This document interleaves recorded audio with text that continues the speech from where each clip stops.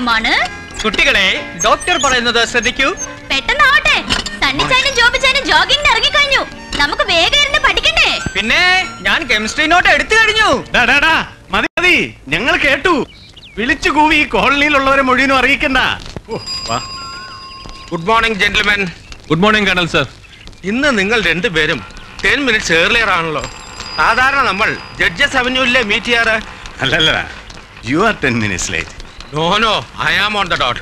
ഓയ് ക്യാ ബോൾത്തി തൂ, ഓയ് ക്യാ വേ ബോലൂ. അത് ശരി, കിടക്കാൻ എണീക്കാതെ മൂടിപ്പോച്ച് കിടന്നോണ്ടായിരുന്നു ഈ പ്രസംഗമൊക്കെ അല്ലേ? അവനൊന്ന് പറ്റിക്കാനല്ലേ മമ്മി. അവനും ഇപ്പൊ ഇതുപോലെ മൂടി പൊതിച്ച് കിടന്നുണ്ടാവും ഈ പറഞ്ഞു കൂട്ടിയതൊക്കെ. എനിക്കറിഞ്ഞൂടാ അവനെ. അതെ അതെ, അവനത് ടെറസിലിരുന്ന് പഠിക്കുന്നു. വിശ്വാസം വരുന്നില്ലെങ്കിലേ അങ്ങോട്ടേ നോക്ക്.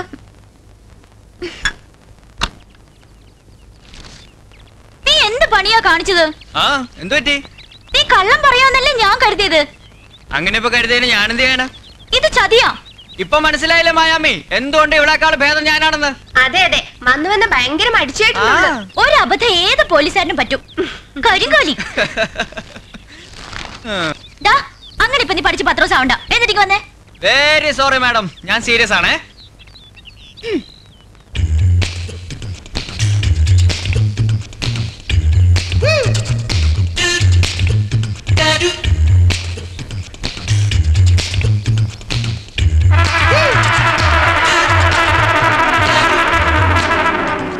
ഓഹോ, എന്തൊരു സീരിയസ് പഠിപ്പ്.